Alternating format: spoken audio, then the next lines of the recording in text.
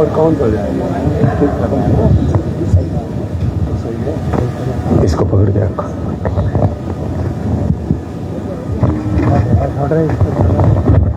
इतनी जोर से गांठ लगाई है।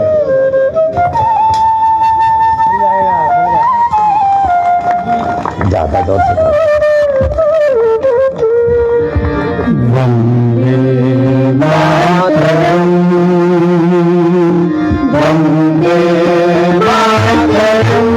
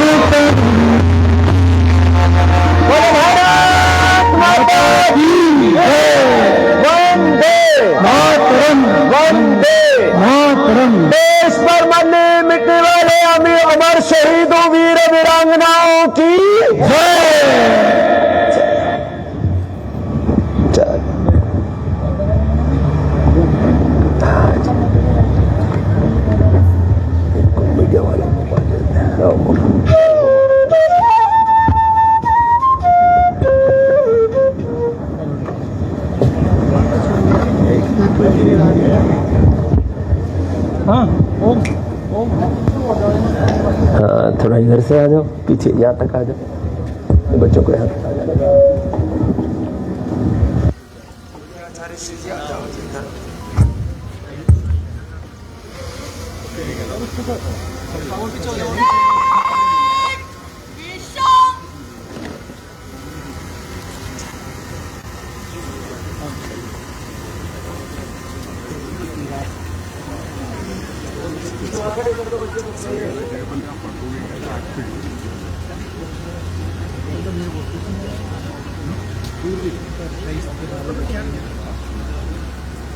अस्सीवें स्वतंत्रता दिवस की सभी देशवासियों को बहुत बहुत शुभकामनाएं और शुभकामनाएं रूप में कि लाखों वीर वीरांगनाओं ने अपनी शहादत और कुर्बानी देकर के इस भारत माता को आजादी दिलाई।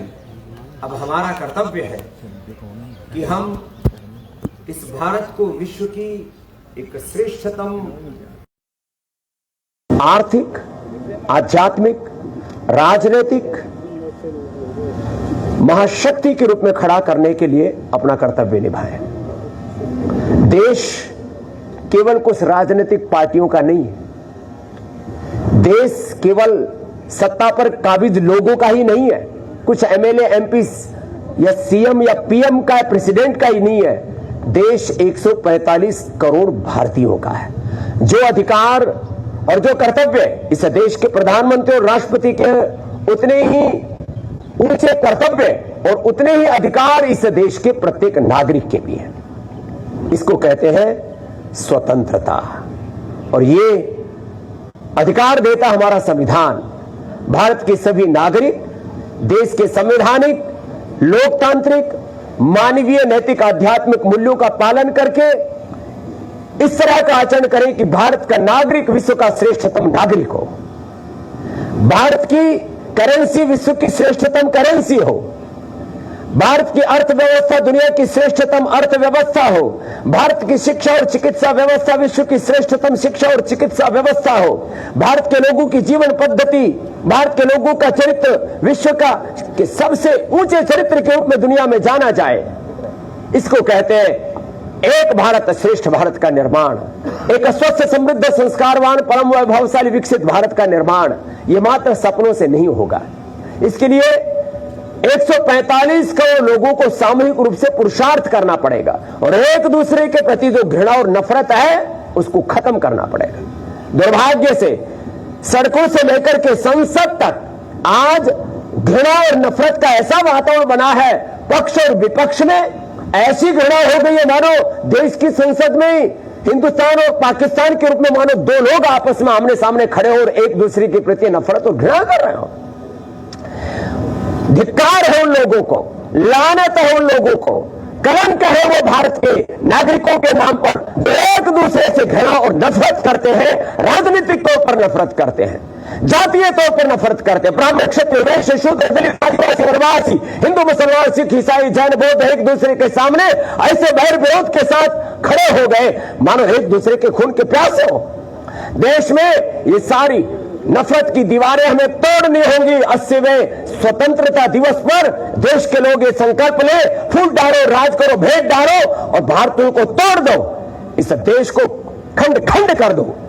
पहले राजनीतिक रूप से हम टूटे, भारत के खंड खंड हुए, कहां तो Cambodia, Indonesia, Malaysia, Pakistan, Afghanistan और आर्यन देश तक, और इधर चीन की दीवार तक, चारों तरफ भारत का भूखंड के रूप में भी इतना बड़ा विस्तार था।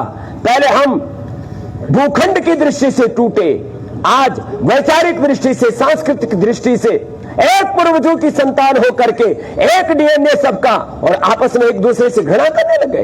राजनीतिक रूप से घृणा, जाति वर्ग समुदायों के नाम पर घृणा, एक दूसरे के खिलाफ बैर विरोध इतना कि एक दूसरे को नफरत करने लग गए। ये किसी भी स्वाधीन देश के राष्ट्र के नागरिकों का ऐसा चरित्र नहीं होता है। स्वतंत्र माने अपना तंत्र, स्वतंत्र माने अपनी शिक्षा, अपनी चिकित्सा, अपनी अर्थव्यवस्था, अपने देश के नागरिकों का सम्मान, स्वाभिमान सर्वोपरि है। तो आपस में न तो बच्चे और युवा लड़े, जैनजीज भी लड़ने वाले जैनजीज नहीं, सड़कों पर अनार की अराजकता फैलाने वाले नहीं। हां, अपने अधिकारों के लिए भी हमें लड़ना है और अपने कर्तव्यों का भी पूरा पालन करना है, लेकिन उसमें लोकतांत्रिक और संवैधानिक मानवीय मूल्यों को ध्यान में रखते हुए। तो ये ध्यान रहे, जो लोग आजादी के नाम पर बीड़ी, सिगरेट, शराब और नशे में धुत पड़े हैं, मैं देखता हूं आज की कुछ जेनजीज, उसमें बेटे और बेटियां दुर्भाग्य से सम्मिलित है। मैंने एक सुट्टा मार के और फिर आधा एक मिनट तक इतना धुआं उड़ाते हैं कि उसमें कुछ दिखता ही नहीं, और फिर कह रहे हैं हम आजाद देश के नागरिक हैं, मेरा जीवन मेरी मर्जी। अरे भैया, मन मर्जी का नाम स्वतंत्रता नहीं है, उच्छृंखलता है। तो हम ऋषि ऋषिकाओं के वीर वीरांगनाओं के वंशधर हैं, तो ऋषियों का ऋषित्व, देवों का देवत्व, वीरों का वीरत्व, राम का रामत्व, कृष्ण का कृष्णत्व, शिव का शिवत्व हमारे जीवन में होना चाहिए। जो नशेड़ी गजेड़ी भंगेड़ी है, स्वतंत्रता के नाम पर जो सिगरेटों के छल्ले उड़ा रहे और गांजा भांग धतूरा फूक रहे और कह रहे हम आजाद है, धिक्कार है उन लोगों को। वो कलंक है भारत के नागरिकों के नाम पर, जो आजादी के नाम पर बर्बादी के रास्ते पर चल रहे हैं। तो आज देश के नागरिकों को मैं आह्वान करना चाहूंगा, नशा, गांजा, भांग, धतूरा, बीड़ी, सिगरेट, शराब, नशे से तौबा करो। नशा मुक्त भारत, रोग मुक्त भारत, बीमारी और बुराइयों से मुक्त भारत। भारत के लोगों का चरित्र ऐसा होना चाहिए। प्राचीन काल में हमारे ऋषियों ने कहा, एतद् देश पुरुषोत्तस्य सकाशादग्र जन्मना सोम संचरित्रम शिक्षरम पृथिव्याम सर्वमानवा। भारत के लोगों से पूरी दुनिया अपना चरित्र सीखा करती थी। आज हम चरित्र से इतने गिर जाए कि छोटे छोटे बच्चे बीड़ी सिगरेट शराब पीने लग जाए, नशे में धुत हो जाए और गाली गलौज करने लग जाए। ना कुछ बड़े छोटों का आदर कर रहे हैं, ना छोटे बड़ों का आदर करें। गाली गलौज ये भारत की संस्कृति नहीं। हमें गालीबाज नहीं बनना, हमें हुनरबाज बनना है। हमें ज्ञानवान, शीलवान, चरित्रवान, महान बनना। हम चरित्रवान बनेंगे, हम महान बनेंगे तो भारत महान बनेगा। इन बातों का भी हमें ख्याल रखना है। और अंत में एक और आह्वान करता हुआ कि हम बोलते तो हैं भारत माता की जय, बोलते हैं वंदे मातरम, विधायिका में, कार्यपालिका में, न्यायपालिका में, मीडिया में, शिक्षा में, चिकित्सा में, अलग अलग क्षेत्रों में लोग काम कर रहे हैं, लेकिन उसमें बहुत से लोग बेईमानी करने लग गए। जो बेईमान है, वो जो भ्रष्टाचारी है, जो झूठ फरेब कर रहा है, वो शहीदों का अपमान कर रहा है। जिन वीर वीरांगनाओं, जिन ऋषि ऋषिकाओं की शहादत की बदौलत ये देश आजाद हुआ, वह उनका अपमान कर रहा है, उनके प्रति कृतज्ञता कर रहा है। जो बेईमानी कर रहा है, ये बेईमानी, ये भ्रष्टाचार, ये भारत की जड़ों को खोखला कर रहा है। चारों तरफ लोग हाहाकार कर रहे हैं, अपने अधिकारों से वंचित हैं। कुछ लोग उन्होंने कब्जा कर लिया सत्ताओं पर, संपत्ति पर, संसाधनों पर। समाज में असमानता की भेद की खाई बड़ी गहरी हो गई है। ये भ्रष्टाचार चारों तरफ से खत्म हो, भय भूख से मुक्त भारत बने, इसके लिए आजादी के इस 80वें दिवस पर, आजादी की इस 80वीं वर्षगांठ पर हम सब संकल्प लें। और ये भी संकल्प लें कि अभी राजनीतिक आजादी आई है और उसमें भी बहुत सी अभी खराबियां हैं।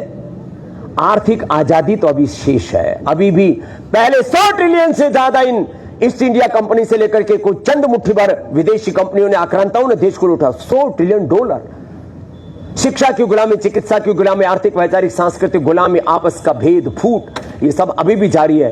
पूर्ण स्वाधीनता के लिए, पूर्ण स्वतंत्रता के लिए अपना अर्थतंत्र, अपना शिक्षा तंत्र, इसके लिए भारतीय शिक्षा बोर्ड का विस्तार राष्ट्र भर में हो। अपना चिकित्सा तंत्र, योग, आयुर्वेद और प्राकृतिक चिकित्सा का विस्तार देश भर में हो। योग आयुर्वेद जब इस राष्ट्र की राष्ट्रीय चिकित्सा पद्धति के रूप में प्रतिष्ठापित होंगे, तब देश सच्चे रूप में स्वतंत्र होगा।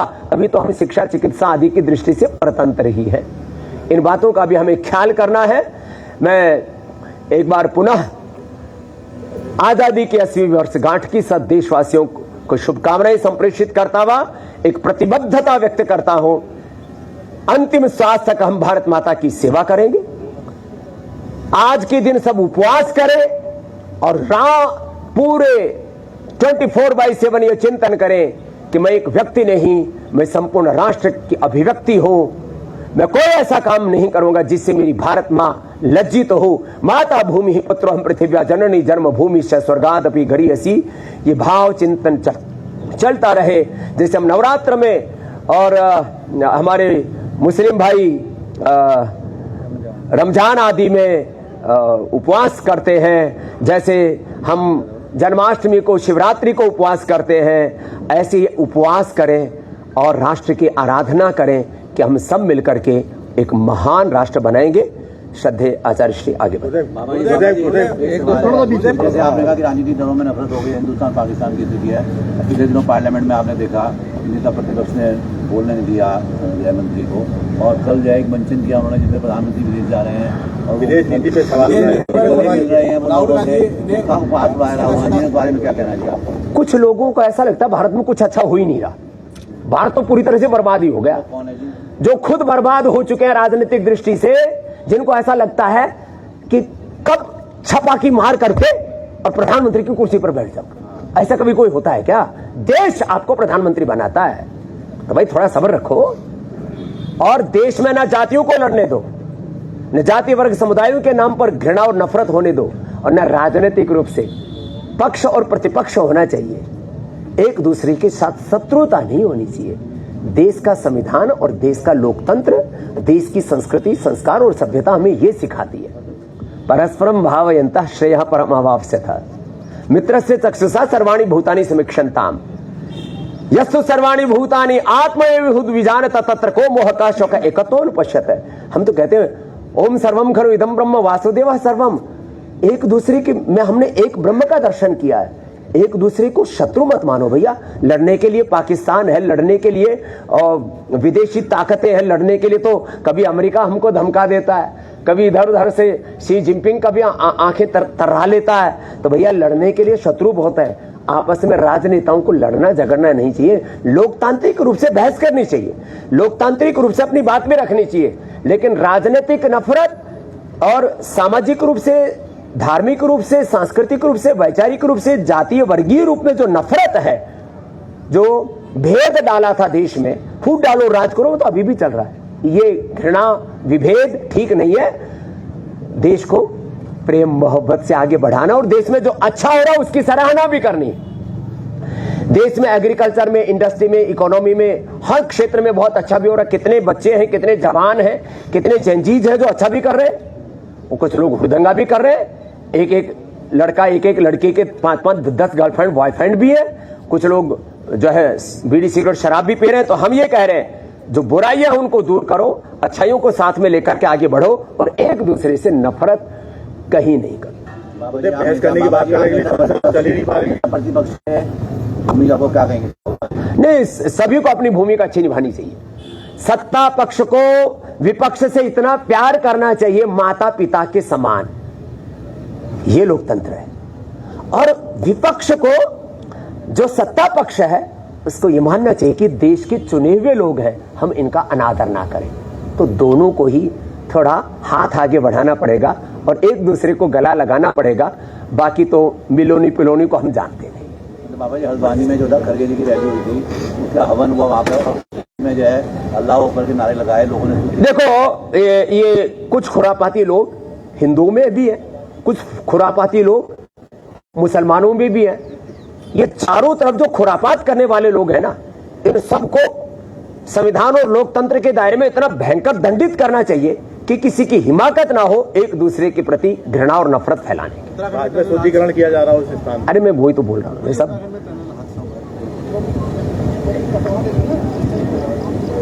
उत्तराखंड में जो पहाड़ है, हिमालय है, इसमें काफी कच्चे पहाड़ हैं। तो यहाँ जो भी विकास योजनाएं बनाई जाएं, वो इतनी सावधानी पूर्वक बनाई जाए कि किसी भी प्रकार का कोई हादसा ना हो। इसमें और ज्यादा संजीदगी, संवेदनशीलता बरतने की जरूरत है। आदरणीय हमारे धामी जी, और अब यहाँ तो डबल इंजन की सरकार है, केंद्र सरकार, राज्य सरकार। यद्यपि जब भी कोई ऐसी विपरीत परिस्थिति आती है, आपस में मिलजुल करके काम करके त्रासदी से, किसी भी आपदा से उभरने के लिए पुरुषार्थ पूरा करते, लेकिन ऐसे अवसर ही ना बने, इस तरह की विकास योजनाएं हमें डिजाइन करनी चाहिए। मुझे लास्ट क्वेश्चन, झारखंड में आज किस वक्त नौकरी पाने वाले लोग? चारों तरफ देश में हंगामा है। छोटे छोटे स्कूल कॉलेजों से बच्चे निकल रहे हैं कि हमारे यहाँ टीचर नहीं है, हमारे यहाँ लाइट नहीं है, हमारे यहाँ पानी नहीं है, हमारे यहाँ शौचालय नहीं है, हमारे यहाँ टीचर हैं तो किताबें नहीं है, किताबें हैं तो टीचर नहीं है, और टीचर हैं तो पढ़ाई में नकल हो जाती है, कहीं पेपर लीक हो जाता है, और पेपर पास भी कर लिया, 10वीं 12वीं का बोर्ड एग्जाम भी दे लिया, तो 10वीं 12वीं के जो एग्जाम के मार्क्स हैं वो कहीं जुड़ते ही नहीं है। कॉम्पिटिटिव एग्जाम्स के आधार पर ही आगे यूनिवर्सिटी में सिलेक्शन होता है, और उसके बाद में फिर जो है जब कहीं नौकरी की बारी आए, खास करके गवर्नमेंट जॉब्स में इंटरव्यू के दौरान 90 से 99% घोटाला होता है। अपने विचार, अपने संस्कार, अपने संगठन, अपने ही जाति वर्ग समुदाय के लोगों को ठोक लेते हैं और बाकी को बाहर धक्का मार देते हैं। ये बहुत ही अपमानजनक है, ये लोकतंत्र के खिलाफ है, ये न्याय के भी खिलाफ है। एक तरफ हम कह रहे हैं सत्यमेव जयते, यतो धर्म ततो जये, हमने शासकीय उद्घोष बना दिए, और वहां जब किसी को इंटरव्यू की बारी आती है तो 10 में से पहले से ही तय करके और पैसे लेके 25-50 लाख 1-1 करोड़ रुपए की रिश्वत लेकर के फिर भर्ती करते हैं। अब ऐसे ही आंदोलन करना पड़ा तो देश कैसे चलेगा? इसलिए भाई सुधर जाओ, नहीं तो देश में आंदोलन और ज्यादा भी हो सकते हैं। आंदोलन के नाम पर मैं अराजकता, अनार्की का समर्थक नहीं हूं, लेकिन भाई ये बात तो जरूर है, देश में घपला भी बहुत है। ये घपले ठीक कर लो, नहीं तो कोई ऐसा ना हो कि बाबा रामदेव को दोबारा आंदोलन करना पड़े। पश्चिम बंगाल सरकार के 100 दिन पूरे हो गए गुरुजी। पश्चिम बंगाल सरकार के 100 दिन। Thank you. अब पूजा आचार्य जी बात करना, बोल दो। हाँ, आचार्य जी कुछ। आज स्वतंत्रता दिवस की आप सबको बहुत शुभकामनाएं, संपूर्ण देश को शुभकामनाएं। श्री स्वामी जी ने बता दिया है, देखिए जब तक अपनी संस्कृति, अपनी चिकित्सा, शिक्षा, स्वास्थ्य, इन व्यवस्थाओं को हम ठीक नहीं करेंगे, जब तक देश के अंदर भ्रष्टाचार, अनाचार, दुराचार, ये जो विकृतियां हैं उसको दूर नहीं करेंगे, जब तक देश के अंदर पक्ष और विपक्ष के अंदर घमासान होगा, जब तक छोटे बड़ों का सम्मान नहीं करेंगे, बड़े छोटों के प्रति भावनाओं को नहीं समझेंगे, तो देश की उन्नति समृद्धि अवरुद्ध रहेगी और यह देश विश्व गुरु बनने से बचेगा। तो इसीलिए विश्व गुरु बनाना है तो इन चीज़ों पर हमें ध्यान देना है और सबको मिल करके सब अपने अपने हिस्से की जिम्मेदारी को समझ लें। जिसके पास जो अधिकार है, जो जिम्मेदारी है, अधिकार का तो सबको ध्यान है, जिम्मेदारी हम भूल चुके हैं, तो अपने कर्तव्य को, अपनी जिम्मेदारी को सब सही ढंग से निभाएं, तो निश्चित रूप से यह देश विश्व गुरु बनेगा। और आज के दिन जैसे श्रद्धेय स्वामी जी ने कहा, पतंजलि से अभियान और आह्वान शुरू किया, जैसे अलग अलग परंपराओं को, धर्म और मान्यताओं को मानने वाले लोग अलग अलग दिनों में, अलग अलग महीनों में, पर्वों में उपवास करते हैं, तो यह स्वतंत्रता दिवस हो, गणतंत्र दिवस हो, ये हमारे राष्ट्रीय पर्व हैं। तो जब हम उपवास के माध्यम से इस पर्व को मनाएंगे तो शायद हमारी बुद्धि ठीक होगी, हम सोचने लगेंगे कि हमें क्या करना है, हमसे क्या त्रुटियां हो रही हैं, तो उसको सुधारने के लिए एक कदम उपवास से स्वतंत्रता दिवस का एक तरह से मनाना हम शुरू कर दें। तो इस आह्वान के साथ में आप सबको बहुत शुभकामनाएं। Thank you. फोटो तो ले आराम से भाई। जय जय। चलो अब आगे कार्यक्रम है। अब हो गया ना दूसरा? अरे दूसरा